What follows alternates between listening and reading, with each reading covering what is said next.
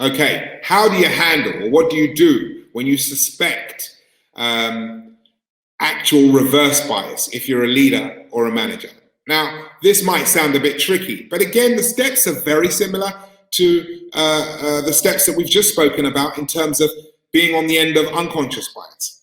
The first thing that you want to do is give the perpetrator, who in this case is the actual traditional subject, give them the benefit of the doubt, but call it out anyway.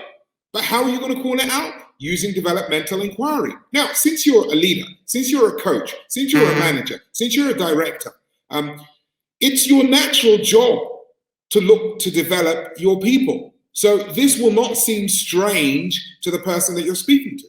So you might say to them, look, you seem a bit to have a degree of discomfort about the decision we made. Just, I really want to develop you. So for my own development, just let me know, am I right? What's the problem here?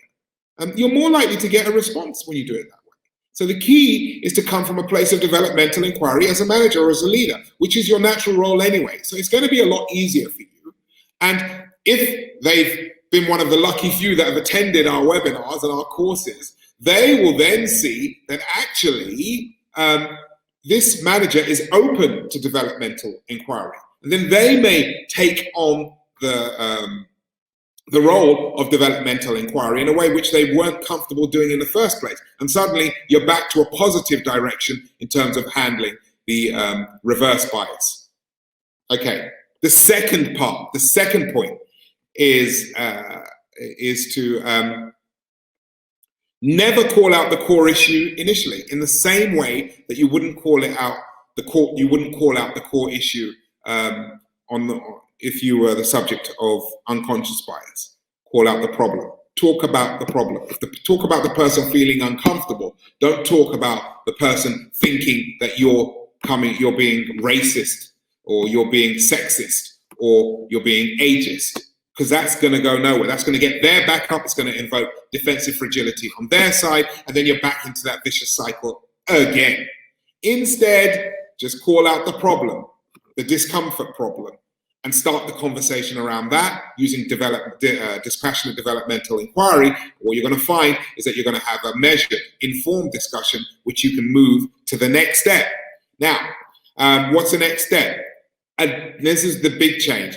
Adapt your natural coaching and development role as a leader using developmental inquiry, and wait for the reverse bias to call itself out. So you really want to get into your coaching mode here. You really want to get into your managerial development mode here when you're talking to the subject, who in this case is actually the perpetrator. You really want to get to the core now of the problem with them, as opposed to the core of the issue, which is them assuming that you're coming from a place of bias. And then finally, once you get into this conversation, your final fourth step is to collaboratively agree next steps with them. And depending what the issue is, and this is usually rare, our experience of working with clients is, depending on the issue, what the issue is, you can collaboratively agree some very clear next steps and then have a review later on. But usually the review is unnecessary, because you've actually got the issue out in the open in a very calm and measured way, and you've actually worked out how to deal with it then and there. And so you can move on. And if both you as a leader and you as a subject embrace this approach, what you're going to find is that you're going to start reducing the likelihood of unconscious bias over time. This self-correcting mechanism helps dissipate the frequency of unconscious bias. It also takes a joint accountability approach to dealing with it. And when you take this joint accountability approach to dealing with bias, what you're going to find is that you're going to get rid of it far more quickly than you would do otherwise. No tension, no need or less need for safe spaces, more harmonious working relationships, more productive teams, and generally winning.